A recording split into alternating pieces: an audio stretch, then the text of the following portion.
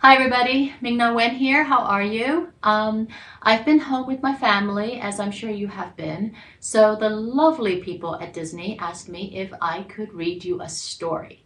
And I thought, what a great idea. When my kids were younger, I used to love reading to them. So I thought this would be a really fun way for us to interact and hang out together during this downtime. Also, if you can see, I brought along some friends. If you don't know, I did the voice of Mulan, and this is little brother. He's such a rascal, isn't he? And of course, this is Lucky Cricky right here. We can all use some luck, right? And of course, we can't go anywhere without our Mushu. Hi, Mushu. So let us begin, okay? You guys ready? All right, let's go. Appropriately, Disney has asked me to read A Place for Mulan. Okay, here we go. Oh, it is written by Marie Chow and beautifully illustrated by Jasper Shaw. This is like a watercolor illustration. Okay. Mulan was a girl who never behaved the way people expected.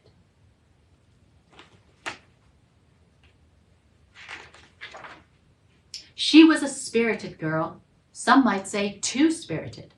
Sometimes she didn't fit in with what was expected at home. Here's Mulan's mom, and in this illustration, she has a little sister. Different from the animation. You'll notice a few different things. And Mulan didn't exactly fit in with the other girls in her village either. As you can see, it's raining, and all the girls have umbrellas, and Mulan is playing in the rain. She just doesn't fit in with the other girls in the village. She wasn't careful or quiet, she was rarely graceful, and she was almost never refined.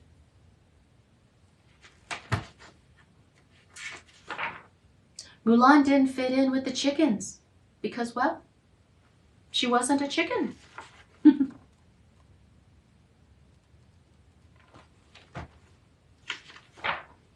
Mulan's mother found it difficult to explain why Mulan was the way she was. You see, there's Mulan's mom, and that's like an angry village woman. And Mulan looks kind of sad, doesn't she? Like she messed up again. Mulan, her mother would say, I need you to at least try to behave. I do try, Mulan said. Then please, try harder. Have you ever disappointed your parents? I know I have. It's okay. So when Mulan practiced calligraphy, she tried her very hardest. Mulan listened intently while her father explained the proper way to make brush strokes. Now let me explain. China, when they invented their language, they used characters for each word as opposed to the alphabet, right? And we would use a brush and ink, and we would create these beautiful characters, kind of like when you're learning to write your ABCs, or when you're learning to do cursive. It's an art form.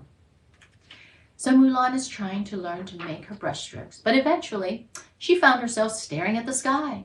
Father, have you ever noticed that our brush strokes look like the neck of a crane, graceful and strong? Mulan's father smiled and then redirected Mulan to the task at hand. It's kind of like homeschooling, huh? I think it's what all the kids are doing right now. Paying attention was difficult. After a while, Mulan found new uses for her calligraphy brush, and her parents were not amused. Can you see that? She's making a mess. Mulan, there is a time and place for warriors, but now is not that time, and this is not that place, her father said.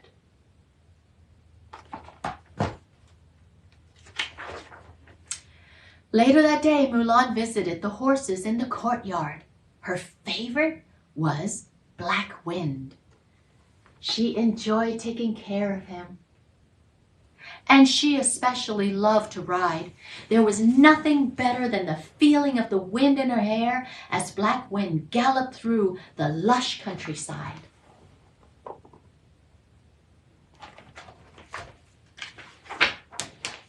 Riding was Mulan's one comfort, but she wondered if the day would ever come when she'd find a place to belong.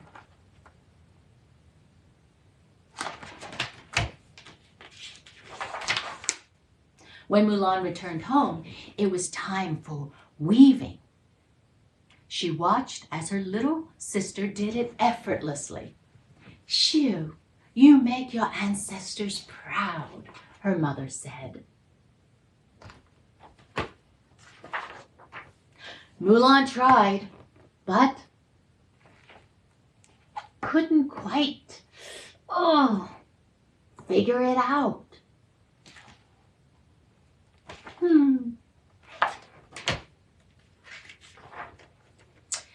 Shu helped clean up. "You're finding the materials instead of working with them." Mulan's sister untangled the fabric. "Take this piece," Shu said. "You're trying to make it something it doesn't want to be."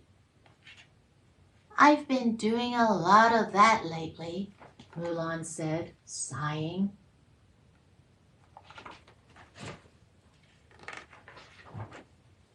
In the back of the room, their father cleared his throat. "Shu is very wise." He invited Mulan to go for a walk.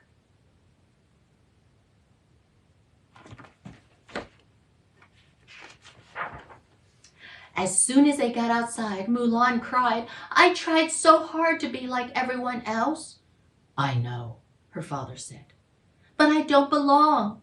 And the harder I try, the less I fit in," she said.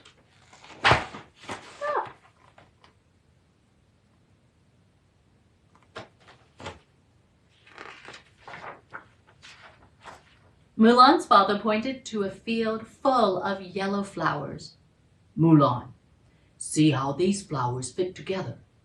When they're in a field, it's difficult to tell them apart." A tear ran down Mulan's cheek. "I would give anything to be like them." "But what if you are not a yellow flower, Mulan?" He motioned to a nearby tree. "What if you are a magnolia blossom?" No matter how hard she tries, a magnolia will always be what she is. Beautiful, distinct, and different. You see what her dad's trying to tell her? Mulan's father continued, "You jump in puddles because you are adventuresome. You twirl your brushes because you see possibilities others don't. You ride horses because you are spirited and brave." Mulan's heart swelled.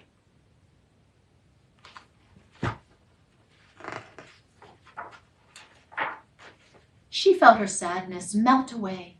She wasn't the same as everyone else, but Mulan has had gifts of her own. Mulan knew her path would be different, and for the first time, different didn't feel so bad. The end. So the moral of the story is, be a magnolia blossom, be special, be beautiful, be you.